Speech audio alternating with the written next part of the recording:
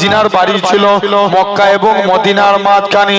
খালি পায়ে খালি গায়ে আল্লাহ নবীর হুজরা মুবারকে চলে গেলেন। ইয়া রাসূলুল্লাহ হাবিবাল্লাহ, ইসলাম মানার জন্য মক্কার কাফেররা আমাকে বস্ত্রহীন করে দিয়েছে। আল্লাহ নবী বলে, বাবা সবর করো, মক্কার কাফেররা তোমাকে বস্ত্রহীন করতে পারে, আমার আল্লাহ তোমাকে বস্ত্রওয়ালা করে দিবে। হযরতে আব্দুল্লাহ রাদিয়াল্লাহু তাআলা আনহু হুজুর আমার নবীর কাছে দাঁড়িয়ে আছে। নবীর কাছে দাঁড়িয়ে আছেন। আল্লাহ নবী বলে, ও বাবা আব্দুল্লাহ, তোমার ব্যাপার কি বলো? ইয়া রাসূলুল্লাহ হাবিবাল্লাহ, হুজুর বেয়াদবি maaf করেন, হুজুর আপনার কাছে এসেছি। আল্লাহ নবী বলে, বাবা সবর করো। নবী আমার বাড়ি গেলেন, দুইখানা জুব্বা নিয়ে আসলেন, হযরতে আব্দুল্লাহর হাতে দিয়ে দিলেন। ও বাবা আব্দুল্লাহ, আজকের দিন থেকে এই দুইটা জুব্বা হলো তোমার।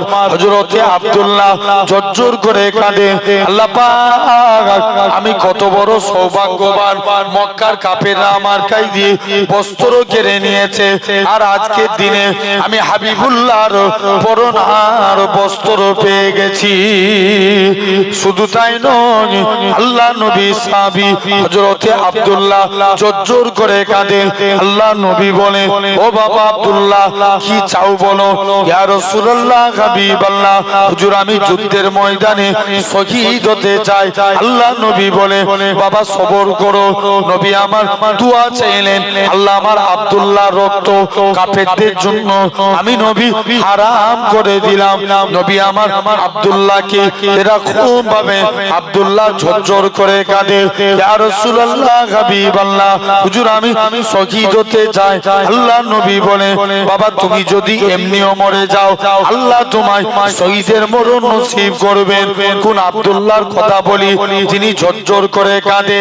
এ নওজোয়ান যুবকেরা, এ নবীর প্রেমিকেরা, আল্লাহ নবীর সাহাবী হযরতে আব্দুল্লাহ, যিনি জোরে জোরে কুরআন তেলাওয়াত করতেন।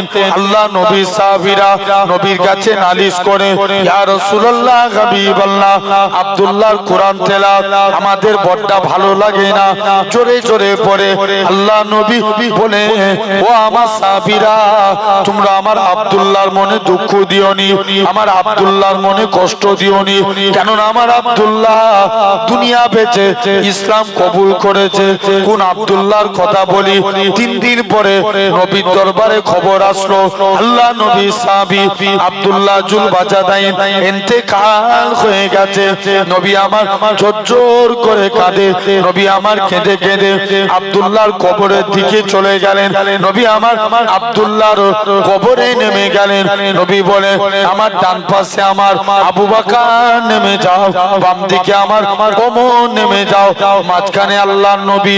উপর থেকে একজন সাহাবী বলে, ওরে আব্দুল্লাহ, তুমি কত বড় সৌভাগ্যবান, কেননা তোমার কবরে দিন দুনিয়া বাদশা হাবিবুল্লাহ দাঁড়িয়ে আছে।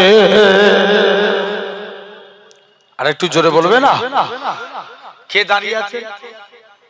আমার নবী। তাহলে 1 নাম্বার কলেমা বলো ইনশাআল্লাহ। ইসলামের কটা খুঁটি? 5টা। 5টার মধ্যে 1 নাম্বার কলেমা।